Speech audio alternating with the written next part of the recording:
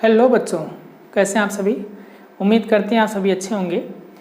पिछले video lecture के माध्यम से हमने आप लोगों को किसी चुंबकीय क्षेत्र में आवेशित कण की गति के बारे में बताया था और उसके जो भी विभिन्न स्थितियां थी उसको हमने डिफाइन किया था। ठीक है, आज हम लोग इस पाठ की अंतिम हेडिंग का अध्ययन करेंगे। जो अंतिम हेडिंग है वो हमारी है दो समांतर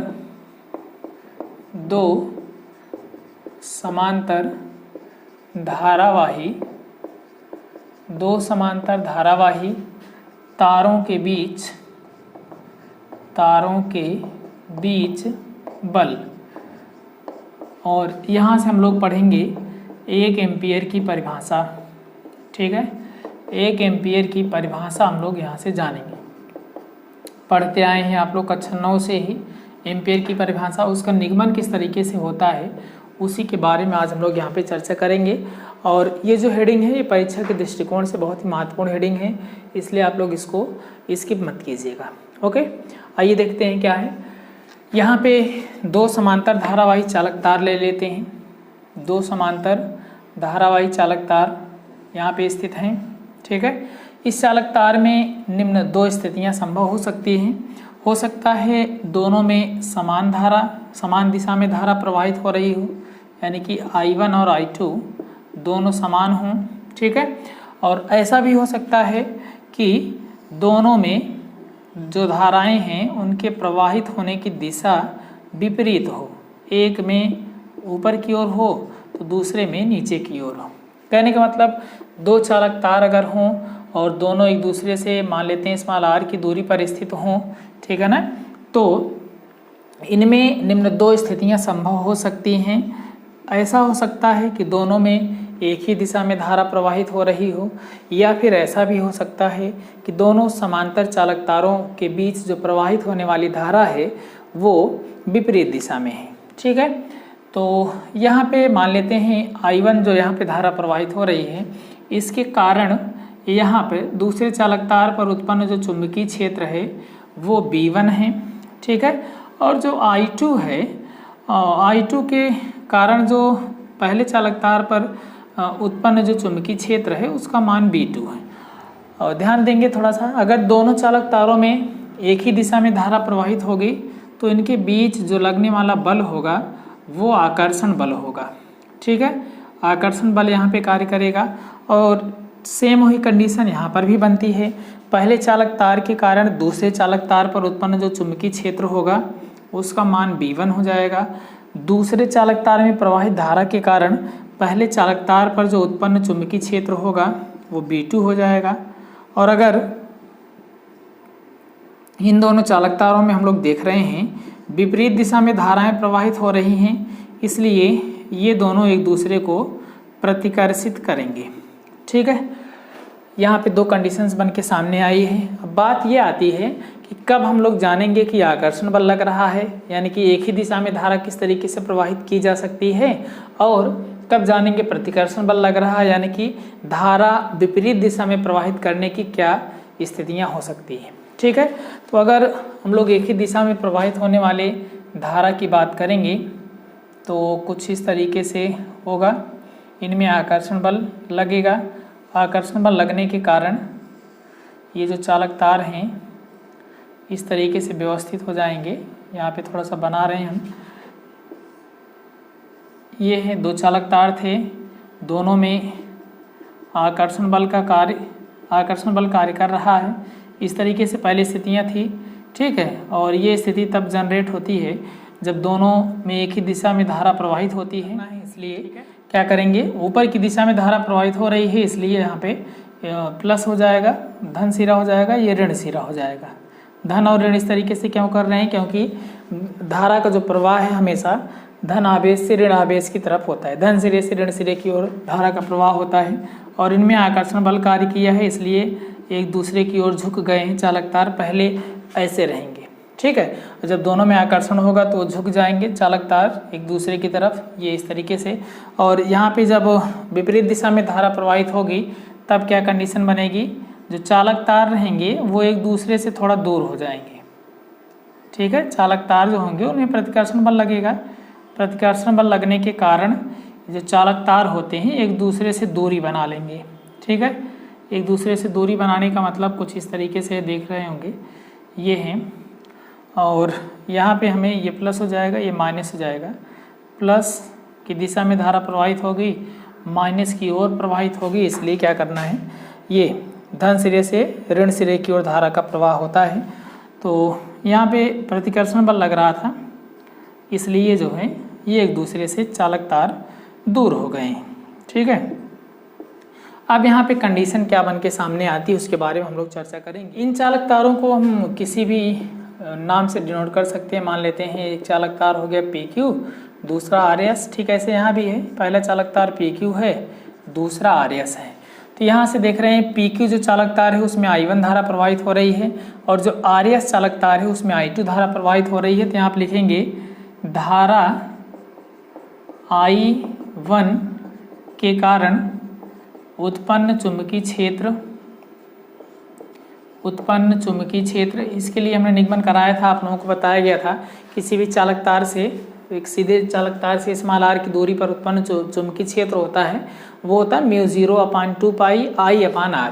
ठीक है, तो उत्पन्न जो चुंबकीय क्षेत्र है PQ के कारण RS पर जो चुंबकीय क्षेत्र उत्पन्न हुआ है उसका मान है B1। तो ये हो जाएगा B1 = μ0/2 पाई इंटू I1/r। ठीक है, ऐसे B2 बराबर भी वही हो जाएगा, μ0/2 पाई I2/r हो जाएगा। ठीक है, अब चालक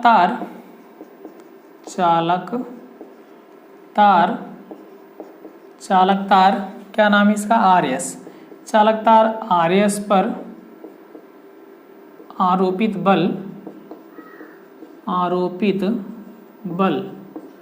बल का सूत्र होता है यह बराबर IBL sin थीटा, है ना।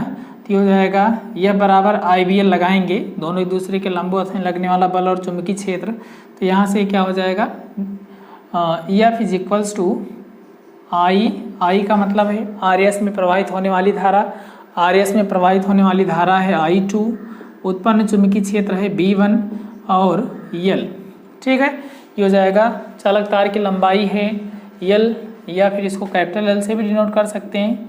चालक तार जो है इसकी लंबाई L है, तो यहाँ से लिख सकते हैं I2 B1 × L। फिर से आप लोग समझ लीजिए, चालक तार RS पर लगने वाला जो बल होगा यह बराबर IBL sin थीटा से लगेगा, तो साइन 90 अंश बनेगा। 90 अंश क्यों बनेगा, क्योंकि थीटा का जो मान है वो 90 अंश है। यहाँ पे देख रहे होंगे थीटा का जो मान है 90 अंश है ना, इसलिए ये हो जाएगा I2 B1 L × साइन 90 अंश।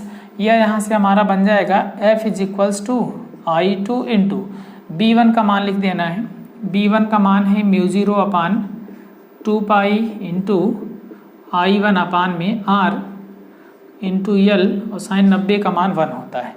इसको यहाँ इसके साथ लिख देना है, F = μ0/2 pi into I1 I2/r into L। L को इस साइड कर लेंगे, F/L = μ0/2 pi into I1 I2/r हो जाएगा। ये है आपका निगमन।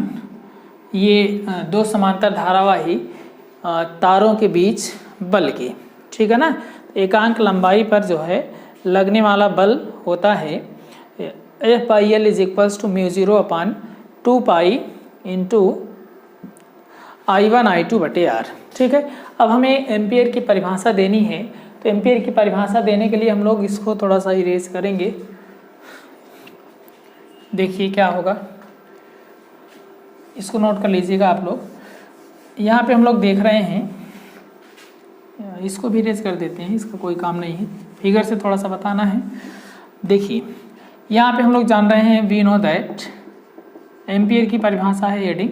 ठीक है, अब ये निगमन जो था हमारा समाप्त हो चुका है। हम लोग जानते हैं एकांक लंबाई पर लगने वाला बल F/L = क्या होता है, μ0/2 पाई इंटू I1 I2/r। ठीक है, F/L = μ0/2 पाई I1 I2/r। ठीक है, अब यदि I1 बराबर I2 बराबर 1 एम्पियर हो और R का जो मान है वो 1 मीटर हो तो क्या हो जाएगा, यहाँ से ज़रा देखिए F by L is equals to F बटे एल बराबर कितना हो जाएगा, म्यू ज़ीरो अपान में 2 पाई इंटू 1, I1 का मान 1, I2 का भी मान 1 बटे R का भी मान 1, यानी कि F बटे एल बराबर म्यू ज़ीरो अपान 2 पाई। ठीक है, और म्यू ज़ीरो का मान क्या होता है, म्यू ज़ीरो का मान होता है 4 pi into 10 to the power -7 और अपान में 2 पाई, पाई से पाई कैंसिल हो जाएगा, 2 दूनी 4 हो जाएगा, यानी कि F बटे एल बराबर कितना हो जाएगा, 2 गुणे 10 की घाते -7 और F का मात्रक न्यूटन और इसका मीटर, ये आ गया F by L is equals to 2 गुणे 10 की घाते -7 न्यूटन प्रति मीटर। ये कब आया है, ये तब आया है जबकि I1 और I2 दोनों की जो वैल्यूज़ हैं वो 1 एम्पियर है और R का जो मान है 1 मीटर है।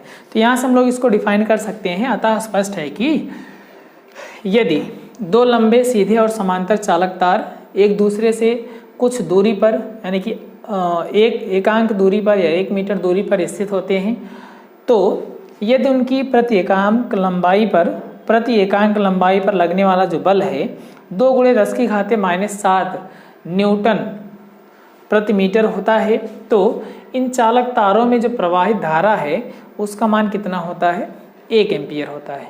वंस मोर, एक बार फिर से आप लोग देखेंगे, जब दो लंबे सीधे और समांतर चालक तार एक दूसरे से 1 मीटर यानी कि एकांक दूरी पर स्थित होते हैं, तो यदि धारा प्रवाहित करने पर उनकी प्रति एकांक लंबाई पर लगने वाला बल 2 गुणे 10 की घाते -7 न्यूटन प्रति मीटर होता है, तो उन चालक तारों में प्रवाहित धारा का मान कितना होता है, 1 एम्पियर होता है। इसको रटने की ज़रूरत नहीं है, अगर आप लोग ध्यान से समझेंगे तो निश्चित रूप से समझ में आ जाएगा। ठीक है, हमने आप लोगों को बताया जब दो लंबे सीधे और समांतर चालक तार जिनके बीच की दूरी 1 मीटर हो, ठीक है ना, धारा प्रवाहित करने पर यदि उसकी प्रति एकांक लंबाई पर 2 गुणे 10 घाते -7 न्यूटन प्रति मीटर का बल उत्पन्न हो जाता है, तो चालक तारों में प्रवाहित धारा कितनी हो जाती है, 1 एम्पियर हो जाती है।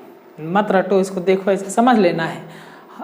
दो चालक तार लेना है, एक दूसरे से कुछ दूरी पर रखना है, 1 मीटर की दूरी पर रखना है, मान लेते हैं 1 मीटर की दूरी पर रखना है। ठीक है, तो उसमें तब तक धारा प्रवाहित करते रहना है जब तक कि उसकी प्रति एकांक लंबाई पर 2 गुणे 10 घाते -7 न्यूटन प्रति मीटर का बल उत्पन्न ना हो जाए। ठीक है, जैसे ही धारा प्रवाहित करने पर, जितनी धारा प्रवाहित करने पर ये बल उत्पन्न हो जाएगा, वही धारा हमारी क्या हो जाएगी, 1 एम्पियर हो जाती है। ठीक है ना, तो ये था आपका पाठ। ये पाठ यहाँ पे समाप्त होता है। इसके बाद हम लोग नेक्स्ट लेसन का अध्ययन करेंगे।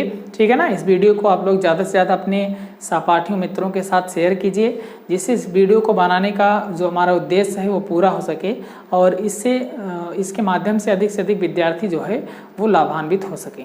ठीक है, तो अगर वीडियो समझ में आया है और जो इसमें तथ्य बताए गए हैं वो आप लोगों को अच्छे लगे हैं तो ज़रूर से लाइक कर दीजिएगा।